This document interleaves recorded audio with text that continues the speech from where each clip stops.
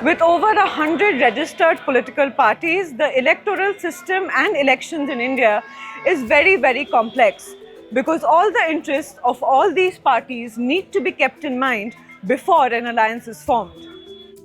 The 2024 election is a political tug-of-war between two main groups, the Indian Prime Minister Narendra Modi-led National Democratic Alliance and the newly formed India Alliance represented by Rahul Gandhi and other regional leaders. The India Alliance was recently formed with over 24 big and small parties joining hands to take on Prime Minister Narendra Modi and the NDA. Many of these parties are regional rivals and have been splintered at the national level.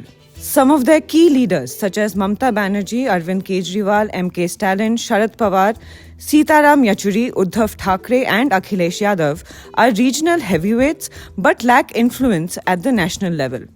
For the 2024 elections, they have sought to bury their differences and collaborate rather than compete to challenge Modi.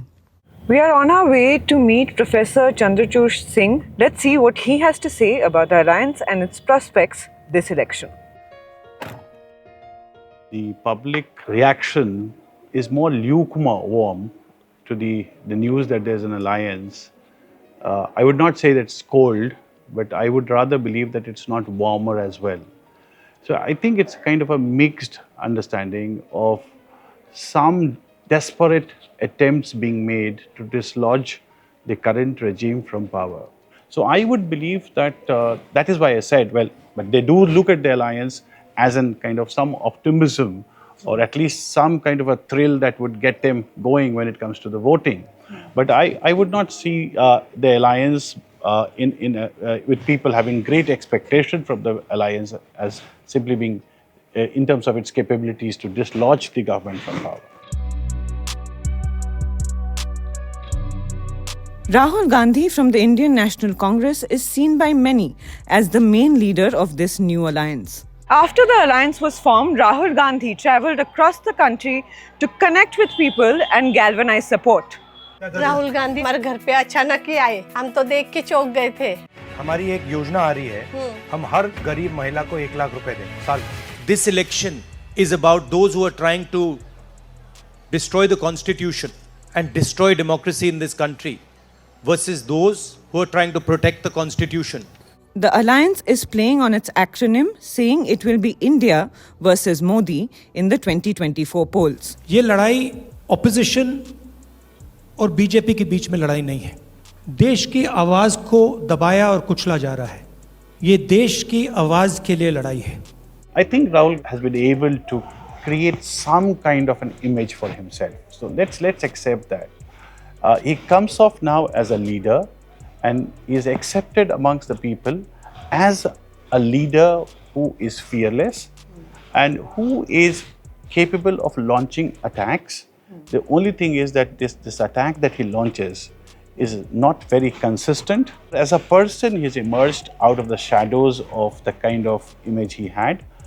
He comes as if he's taken a bit seriously amongst the voters. Well, it may not translate into electoral victory of any sort. That's basically because at organizational levels, the Congress remains weak.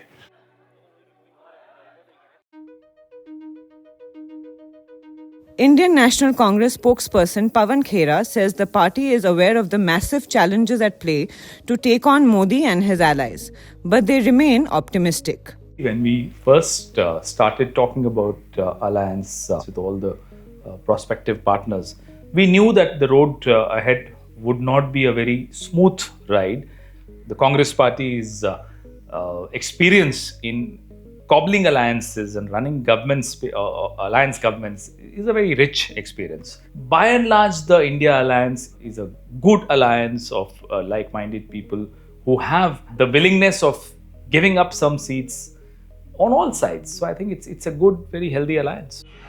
In spite of having a comfortable majority in the Indian Parliament, Prime Minister Modi and the BJP are not leaving any stone unturned to expand the NDA alliance.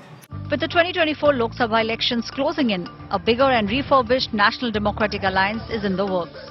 With the BJP now making all-out efforts to retain its majority in Lok Sabha for a third straight term, its leadership has made pragmatic adjustments to accommodate new allies. Most analysts and political pundits suggest that the BJP has an upper hand in this election. No Indian Prime Minister since Pandit Jawaharlal Nehru has won thrice over in 3 successive elections. The NDA alliance projected to bag 45% of the vote share, which is what the NDA alliance had in the last election as well. However, the party is collaborating with smaller parties to increase its support base, leaving no stone unturned in its efforts. Larger NDA in the making before 2024 polls, it appears, as we see the TDP and the Janasena of Andhra Pradesh, who are coming likely together to join hands with the BJP. The BJP and PMK, the Pattali Makkal Kachi, signed a deal early this morning in Dindivanam in the presence of BJP leaders Annamalai. The idea is to maximize votes and to maximize the seats as well. In terms of the perception battle, the BJP clearly wants to be seen as much ahead than its competitors. So if the alliance, the India alliance has 20 odd parties, the BJP would try to have 40 parties so that people know that, well, even before the election begins, the results are out. Currently, the National Democratic Alliance, or the NDA, has close to 40 big and small parties. In the current parliament, the NDA has a total of 351 seats out of the 543 seats in the parliament. In this election, they plan to cross 400 seats. अब की बार